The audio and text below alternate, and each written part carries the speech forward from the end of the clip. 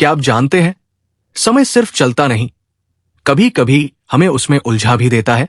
स्वागत है आपकी अपनी कहानी में, जहां समय के रहस्य और भूल भुलैया का खेल शुरू होता है। यह है कालचक्र का खेल, समय की भूल भुलैया। यह कहानी है एक युवा वैज्ञानिक आर्यन की, जो समय और ब्रह्मांड के रहस्यों को सुलझाने के लिए समर्पित था। आर्यन ने अपनी पूरी जिंदगी एक टाइम मशीन बनाने में लगा दी। सालों की मेहनत के बाद वो उस मशीन को बनाने में सफल हो गया। लेकिन जैसे ही उसने मशीन का पहला टेस्ट किया, वो अपने समय से 500 साल पीछे 16वीं सदी के एक अनजाने गांव में पहुंच गया। ये गांव बहुत ही अजीब था। लोग उसे देखकर चौंक गए, क्योंकि वो उनकी पोशाक और भाषा से बिल्कुल अलग था। आर्यन ने जल्द ही महसूस किया कि ये कोई साधारण गांव नहीं है। इस गांव में समय स्थिर था। यहां लोग बूढ़े नहीं होते थे और सूरज हमेशा एक ही जगह अटका रहता था। गांव के लोग इसे कालचक्र का वरदान कहते थे।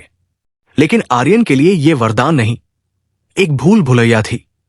आर्यन ने गांव के बड़े बुजुर्गों से बातचीत की। उन्होंने बताया कि कई सौ साल पहले एक ऋषि ने इस गांव को समय से बाहर निकाल दिया था, ताकि ये प्राकृतिक आपदाओं से बच सके। लेकिन इसका एक राज भी था। गांव छोड़ने वाले की यादें मिट जाती थी और वो हमेशा के लिए समय की भूल भुलैया में फंस जाता था। आर्यन को इस बात पर विश्वास नहीं हुआ।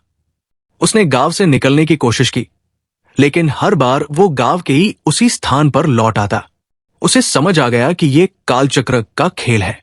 अगर वो इस भूल भुलैया से बाहर नहीं निकला, तो उसकी पूरी जिंदगी यही फंसी रह जाएगी।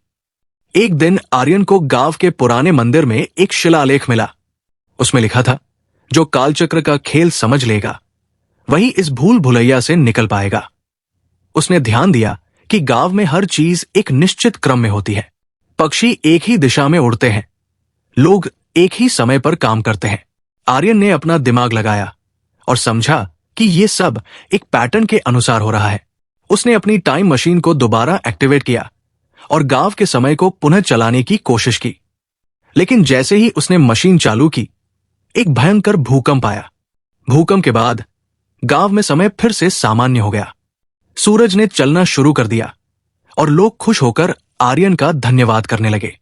लेकिन आर्यन को पता था कि उसे वापस जाना है। उसने मशीन के जरिए अपने समय में वापसी की। आर्यन ने इस यात्रा से एक सबक सीखा। समय सिर्फ एक साधन नहीं, बल्कि एक ताकत है जिसे समझना मुश्किल है। वो जान गया कि समय का खेल कोई साधारण खेल नहीं। तो दोस्तों, ये थी कालचक्र का खेल, समय की भूल भुलैया। क्या आप भी ऐसी भूल भुलैया का हिस्सा बनना चाहेंगे? अपनी राय हमें कमेंट्स में जरूर बताएं। कहानी पसंद आई हो तो वीडियो को लाइक करें, चैनल को सब्सक्राइब करें और बेल आइकन दबाना न भूलें। मिलते हैं अगली रहस्यमयी कहानी में।